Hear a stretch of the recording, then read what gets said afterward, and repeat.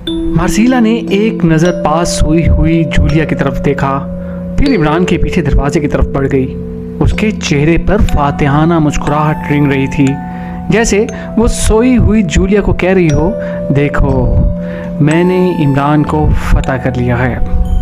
आहट से जूलिया की आंख खुली तो उसने कमरे के दरवाजे की तरफ बढ़ते हुए इमरान और उसके पीछे जाती हुई मार्सीला को दबे पांव जाते देखा तो वो चौंक पड़ी। जिस अंदाज में वो जा रहे थे उसकी वजह से उसकी आंखों से खुद ब खुद शरारे निकलने लगे। उसी लम्हे वो दोनों दरवाजे से बाहर निकल चुके थे।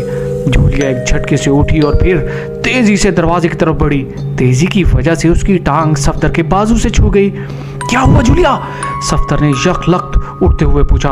वो दोनों इश्क करने गए हैं और मैं उनका गला घोंट दूंगी, जूलिया ने लपक कर खर्राते हुए कहा। कौन दोनों? किसकी बात कर रही हैं आप? सफदर ने चूक कर उठते हुए कहा। वो इमरान और मार्सीला, जूलिया ने काट खाने वाले लहजे में कहा और बिजली की सी तेजी से दरवाजे की तरफ बढ़ गई।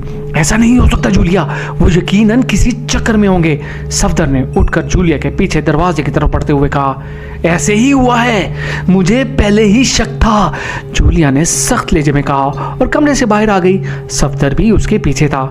जूलिया तेजी से राहदारी के इख्तिताम की तरफ बढ़ गई। ऐसा ना हो मिस जूलिया के इमरान के किसी खास प्रोग्राम में गड़बड़ हो जाए, इसलिए हमें मोहतात रहना चाहिए, सफदर ने कहा। एहतियात?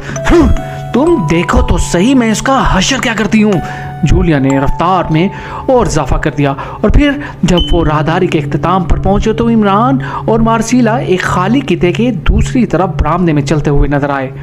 वो दोनों तेजी से आगे बढ़े चले जा रहे थे। उनके देखते ही देखते वो दोनों बरामदे से मुड़कर दूसरी तरफ गायब हो गए। जूलिया अब खाली मैदान में तकरीबन भागती हुई आगे बढ़ रही थी कि अचानक एक कोने से दो बख्शू नमूदार हुए और उन्होंने आगे बढ़कर जूलिया और सफदर का रास्ता रोक लिया। आप इधर क्यों आए हैं? एक बख्शू ने बड़े सख्त लहजे में कहा। हट जाओ, जूलिया ने उसे पूरी कुव्वत से धकेलते हुए कहा और फिर वो बरामदे की तरफ बढ़ गई। रुक जाओ, इधर मत जाओ वरना, दोनों बख्शों ने तेज लहजे में कहा। इधर क्या है जनाब? सफदर ने रुक कर बख्शों से पूछा। उधर कुर्बान गाह है, उधर सिवाय साऊजी महाराज के और कोई नहीं जा सकता, बख्शों ने सर झटकते हुए कहा। तुम फिक्र ना करो, हम भी कुर्बान गाह की ज़ियारत करने जा रहे हैं, सफदर ने मुस्कुराते हुए कहा और तेजी से जूलिया के पीछे दौड़ पड़ा। जूलिया बरामदे का मोड़ मुड़कर इमरान और मार्सीला की तरह उसकी नजरों से गायब हो चुकी थी। दोनों बख्शू आगे बढ़ने के बजाय वापस पलट गए थे। सफदर जब बरामदे के इस मोड़ तक पहुंचा तो उसने सामने एक छोटी सी इमारत देखी जो पकोड़ा के अंदाज में बनी हुई थी। जूलिया इस इमारत की तरफ दौड़ी चली जा रही थी। सफदर उसके पीछे दौड़ पड़ा और फिर जब तक वो जूलिया तक पहुंचा, जूलिया पकोड़े के खुले दरवाजे में दाखिल हो गई थी। सफदर भी दौड़ता हुआ उसके पीछे दरवाजे में दाखिल हुआ तो उसने जूलिया को एक हाल कमरे के दरवाजे के पास ठटक कर रुकते हुए देखा।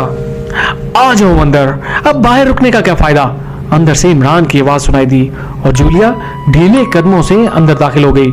सफदर भी उसके पीछे ही आगे बढ़ा और उसने हॉल कमरे में एक अजीब मंजर देखा। साऊजी एक कुर्सी पर बंधा हुआ बैठा था जबकि इमरान उसकी पुश्त पर खड़ा था।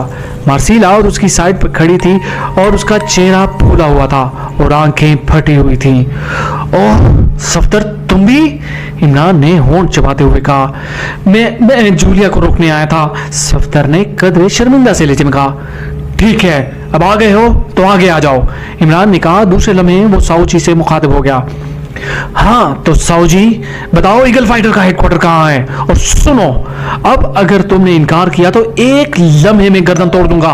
इमरान का लहजा बेहद सख्त था। मुझे नहीं मालूम, मैंने कहा तो है मुझे नहीं मालूम और ना ही मैं किसी ईगल फाइटर को जानता हूँ, साऊजी ने सर हिलाते हुए कहा। फिर इससे पहले कि इमरान कुछ कहता अचानक हॉल कमरे का दरवाजा खटाक की आवाज से खुद ब खुद बंद हो गया और उसके साथ ही हल्की सी गड़गड़ाहट की आवाज उभरी जैसे कमरे की छत दरमियान से टूट रही हो और इसके साथ ही साऊजी के हलक से यखलख्त चीख निकली और वो कुर्सी पर इस पूरी तरह तड़पने लगा जैसे किसी ने उसके दिल में खंजर उतार दिया हो। फिर इससे पहले कि इमरान और उसके साथ ही कुछ समझते, साऊजी की गर्दन ढलक चुकी थी, उसकी फटी हुई आंखें बेनूर हो चुकी थी, छत पर से आने वाली गड़गड़ाहट की आवाज बंद हो चुकी थी और दूसरे लम्हे खटाक से बंद होने वाला दरवाजा खुद ब खुद खुल गया और 4 उधेड़ उमर बख्शू अंदर दाखिल हुए। उनके चेहरे सुते हुए थे। तुमने कुर्बान गाह में दाखिल होकर नकाबले माफी जुर्म किया है अजनबी बख्शू, इसलिए तुम्हें बख्शूनीत की तरफ से मौत की सजा दी गई है। एक बूढ़े बख्शू ने हाथ उठाते हुए कहा, हम अपील करेंगे महाराज, हम बेगुनाह हैं। मार्सीला ने यखलक चीखते हुए कहा, नहीं, अपील की इजाजत नहीं। इस बख्शू ने जवाब दिया और उसके साथ ही वो तेजी से वापस मुड़ गया। ओह इमरान, हम खत्म हो जाएंगे, हमारी मौत की सजा दे दी गई है। मार्सीला ने खौफ से गड़गड़ाते हुए कहा। उसका चेहरा यखलक जर्द पड़ गया था। आखिर हुआ क्या है? बख्शू नीत क्या है और सौजी कैसे मर गया? इमरान ने हैरत भरे लहजे में कहा, बख्शू नीत भगवान का अवतार है, वो बख्शुओं की नीत का फैसला करता है। इस कुर्बान गाह को मुकद्दस करार दिया गया है, यहाँ सिवाय पोतर बख्शुओं के और कोई दाखिल नहीं हो सकता। हम बगैर इजाजत यहाँ दाखिल हो गए, इसलिए सौजी भी मर गया और उसके साथ ही हमें भी सजा सुनाई दी गई है। अब किसी भी लम्हे मौत हम पर झपट पड़ेगी। आइंदा 24 घंटों के अंदर अंदर हमें लाजमन मौत घेर लेगी। ये फैसला तयशुदा है। मार्सीला ने खौफजदा अंदाज में कहा, चलो 24 घंटे गुजरने ही ना दूंगा, लेकिन ये सौजी कैसे मर गया? इमरान ने होंठ काटते हुए कहा, मेरा ख्याल है इस कुर्सी के अंदर कोई चक्कर है। सफदर ने पहली बार जबान खोलते हुए कहा और इमरान ने चूक कर सर हिला दिया और फिर तेजी से उसने साउजी के जिस्म और कुर्सी के साथ बंधी हुई रस्सियां खोलकर साउजी को खींचकर कुर्सी की नशिस्त से हटाया तो बात सामने आ गई। कुर्सी की सीट के चारों तरफ में से तेज कील बाहर को निकले हुए थे जो खून में लथड़े हुए थे। ओह, इन पर यकीनन तेज धा जहर लगा होगा। साउजी की रंगत नीली होती जा रही है, इसका मतलब है यहाँ कोई लंबा खेल खेला जा रहा है। इमरान ने होंठ चबाते हुए कहा, हमें रास्ते में 2 बख्शुओं ने रोकने की कोशिश की थी, ये शायद उनका कारनामा है। वैसे वो इन चारों में शामिल न थे।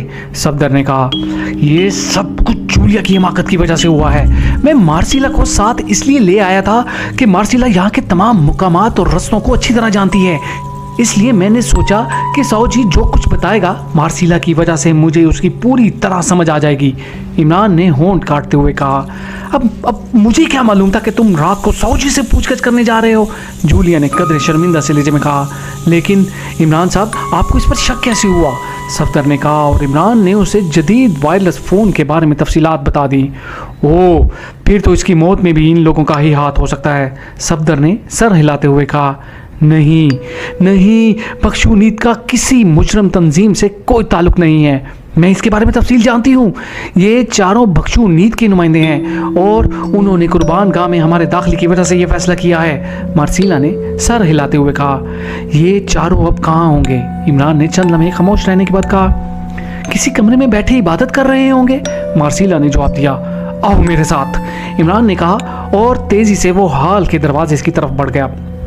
बाहर आकर वो ये देखकर हैरान रह गया कि दरमियानी खाली जगह पर 20 के करीब बख्शू आलती पालती मारे सर झुकाए हुए बैठे हुए थे और वो चारों बख्शू जिन्हें मार्सीला बख्शू नीत के नुमाइंदे बता रही थी, उनके सामने इनकी तरफ रुख किए आलती पालती मारे बैठे हुए थे। इनके भी सर झुके हुए थे और वो सब खामोश और बेहिस बैठे हुए थे।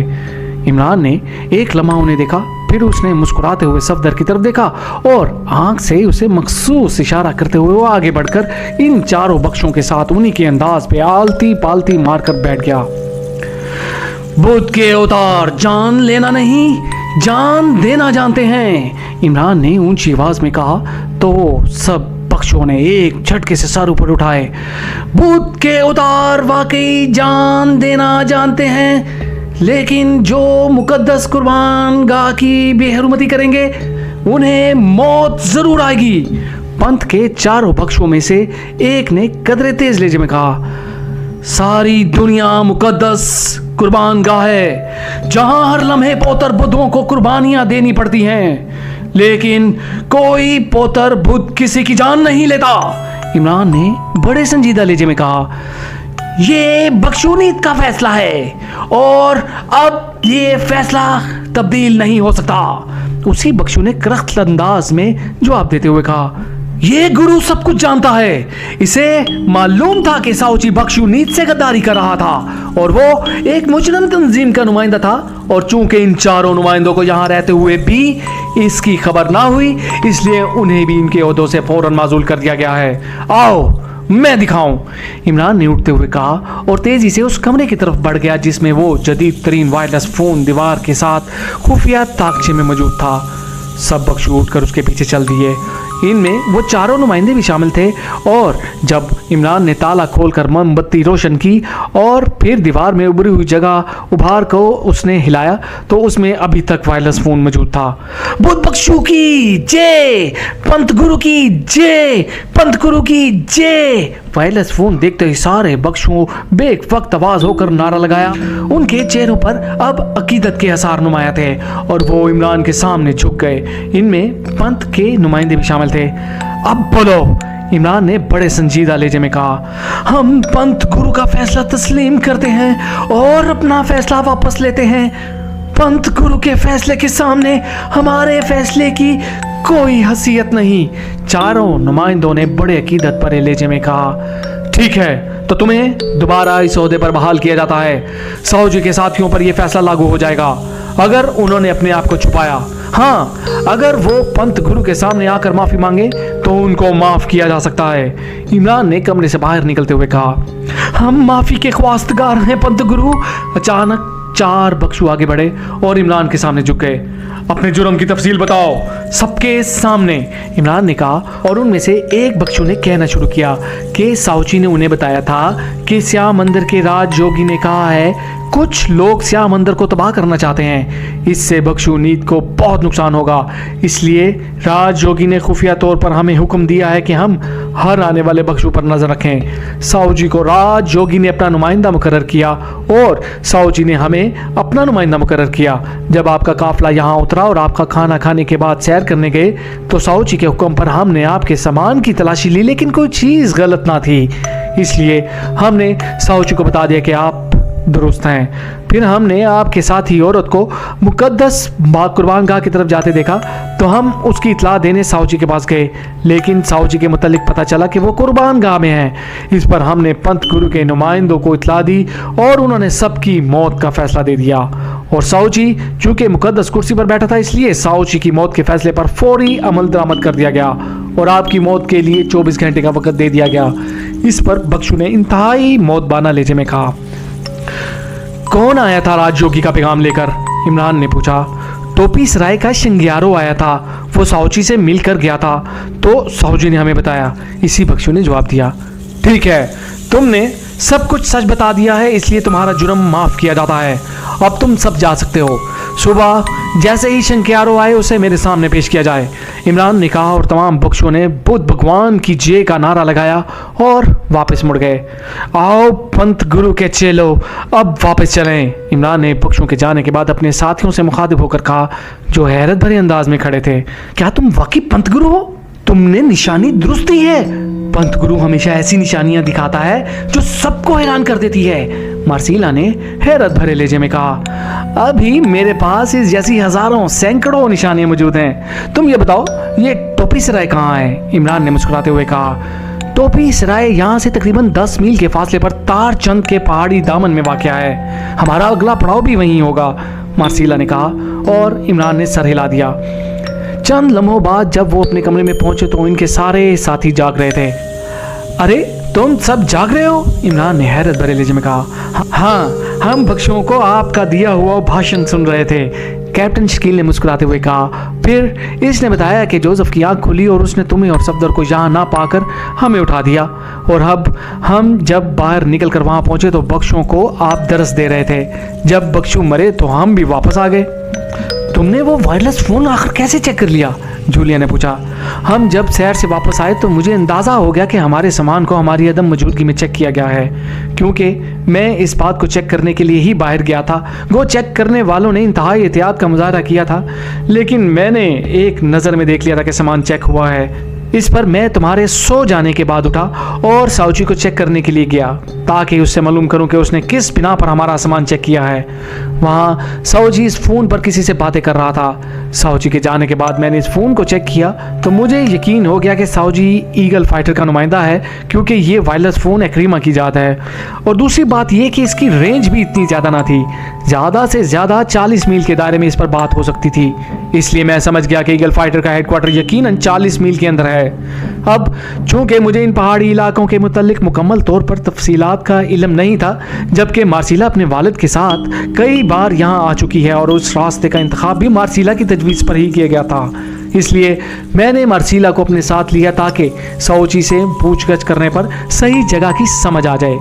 साउजी मुकद्दस कुर्बानगाह में मौजूद था और अगर जूलिया और सफदर हमारे पीछे ना आते तो साउची से हालात मालूम कर लिए जाते, लेकिन इनके अंध को बख्शू ने चेक कर लिया और उसके बाद के वाक़यात आपके सामने हैं। साउची की मौत के बाद मुझे मजबूरन पंथ गुरु बनना पड़ा ताकि इसके साथियों को सामने लाया जा सके, लेकिन वो बेखबर निकले और उन्हें सिर्फ इतना ही मालूम था जितना साउची ने बताया था। लेकिन कम अज़ कम उनके ज़रिए टोपी सराय के शंग्यारों का नाम सामने आ गया है। इमरान ने तफसील बताते हुए कहा, इसका मतलब है हम सही रास्ते पर जा रहे हैं। सफदर ने सर हिलाते हुए कहा, हाँ, वरना इससे पहले हमारे पास कोई क्लू ना था, वरना हमें लाजमन स्याह मंदिर का रुख करना पड़ता। इमरान ने सर हिलाते हुए जवाब दिया, ये राजयोगी कौन हो सकता है? मार्सिला ने खामोश बैठते बैठे कहा, ये यकीनन इस ईगल फाइटर का पास होगा, उसने अपने आप को योगी जाहिर किया होगा। इमरान ने सर हिलाते हुए कहा और साथ ही उसने पाँव पिसार कर इस तरह आंखें बंद कर लीं जैसे अब वो सोना चाहता हो। वो जाहिर है बाकी साथियों ने भी इसकी पैरवी ही करनी थी। क्या ख्याल है, अब पहरा दिया जाए? सफदर ने जवाब दिया, नहीं, पंथ गुरु को निगरानी की जरूरत नहीं होती। इमरान ने आंखें बंद रखते हुए जवाब दिया और उसके साथ ही उसके खराटों का सायरन एक बार फिर बजने लगा। दरवाजे पर दस्तक की आवाज सुनते ही बिस्तर पर लेटा हुआ उधेड़ उमर बख्शू जाग पड़ा। कमरे में एक मशल जल रही थी जिसकी वजह से कमरा पूरी तरह रोशन था। कौन है इस वक्त? उधेड़ उमर बख्शू ने इंतहाई करख्त लहजे में कहा, बुद्ध भगवान की जय।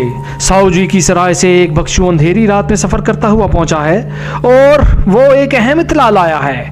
बाहर से एक मोदवाना आवाज सुनाई दी, साउजी की सराय से और रात के वक्त? उधेड़ उमर ने इंतहाई हैरत भरे लहजे में कहा और तेजी से उठकर दरवाजे की तरफ बढ़ गया।